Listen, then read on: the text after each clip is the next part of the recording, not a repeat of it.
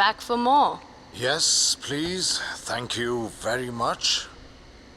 I've been waiting to ask though, where did the love of pot come from?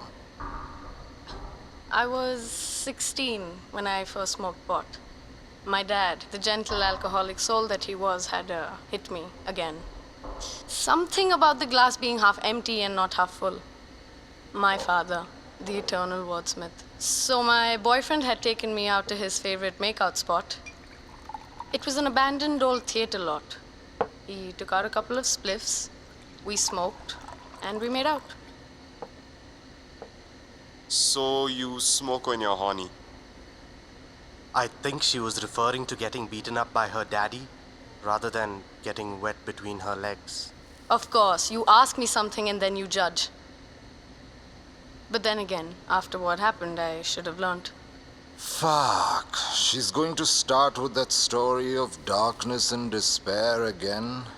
The one where it was all their fault. Ah, so it wasn't, was it? I mean, they should have just taken what they liked. Look, I tried to walk away when it started as fast as I could, all in the hopes that someone civil would show up. And then it happened. The first contact. He'd grabbed my wrist and he tore into my skin with his nails. Somewhere between an excuse and a lie, somewhere between delusion and denial, he found something he believed.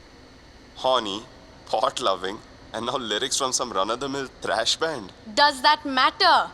Does it matter that I like to have sex? Or that I listen to Cobain or Lamb of God? Or that I like wearing black or sinning? I love my women in black. That goth look. Such a major turn on. Sorry. You lost me after you said sex. Were you angry when it started? Not at first. I was numb when they'd pinned me down. I was numb when I felt the blood trickle down my legs. I was dead inside by the time the first man was done.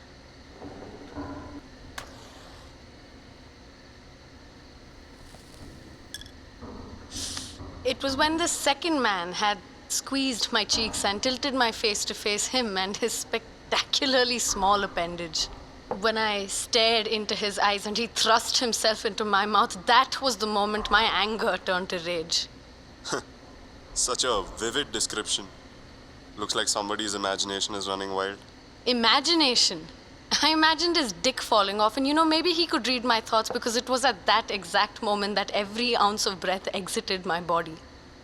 I was struggling to breathe. I wanted to turn to my side, but to no avail. Then the last of the animals decided it was his fucking turn. You must have given in.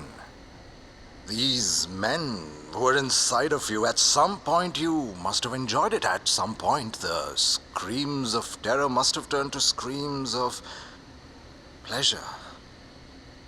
I was silent from the moment I'd seen something in their eyes, while they took turns to pull my breasts and shove hands into my holes and tear my hair out as they thrust from behind. It was something primal, as if an external force had possessed them. Blood rushed south from that urge within them, and that urge was born long before they were. That silenced the first of the screams to come from my mouth. By the end of it, I'd curled up and I wished they would at least have the decency to kill me. I'm growing a little tired and very restless. Do we have to continue to listen to this trash? I'll chain you to the truth, for the truth shall set you free. I'll turn the screws of vengeance and bury you with honesty. The three of you stripped me of my decency, my self-respect, my clothes. You took away a part of who I was and what I represent. On that day, I saw death in its purest and evil in its most vicious forms. But that's how you win, right? What, a few minutes of pleasure for you and a lifetime of agony for me? But I wasn't going to cower and watch the world go by. I wasn't going to let my memories make me a prisoner in my own mind. I look at it differently now. A few moments of agony have given me a lifetime of closure. I cannot charge you for your crimes, but I will chain you to the truth.